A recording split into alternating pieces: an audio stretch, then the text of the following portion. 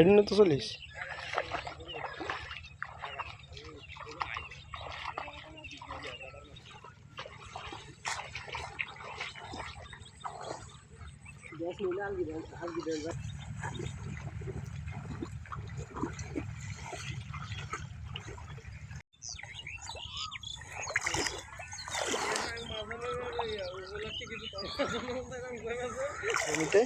জমিতে মাছ গেছে দাদা। কিভাবে? এই বন্যা বা বৃষ্টি ঝড়ে। আপনার কত টাকা খরচ করেছিলেন? ধরেন না 30 ঘন্টায় তো 40-50 হাজার টাকা উপরে যায়। এখন আপনি কি সে টাকা পাবেন? ওই পামু আর ধান ফল তো বেশি ভালো হয় না, দেখলে দেখছেন ধানের চেহারা কি।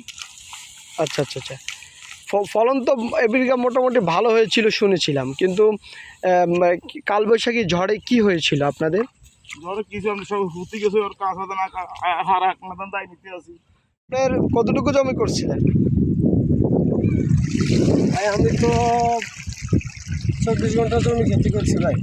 কত টাকা আপনার খরচ হয়েছিল? আর আমার 50-60 হাজার টাকার মতন গেল। এখন আপনি কি এই টাকা পাবেন? আর কইতেন ফাইন দেখতেছেন না ভাই, এত কষ্ট করে খেতে করছি, এত কষ্ট করে ধান খেতে করছি ভাই, কত কষ্টের টাকা, এই টাকাগুলোই সব শেষ ভাই। আর যদি সরকার আমগরে কিছু সাহায্য করে দেখে আমগো দিকে, নইলে আমগো টাকা উঠবে ভাই, নইলে আমরা মারা।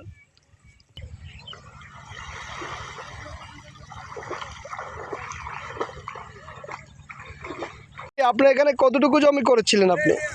ভাই আমি 10 গুণ্ঠা জমি খেতি করেছিলাম।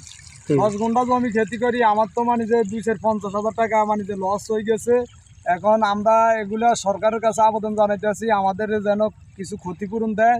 আমরা একবার নিঃস্বহারা হয়ে গেছি ভাই, আমরা নিঃস্বহারা হয়ে গেছি। আমাদের ধান এই দেখছেন পানির নিচে গেছে কি। এখন আমাকে এই যে 50,000 টাকার ভিতরে মনে 10,000 টাকাও চালান আইতো না ভাই।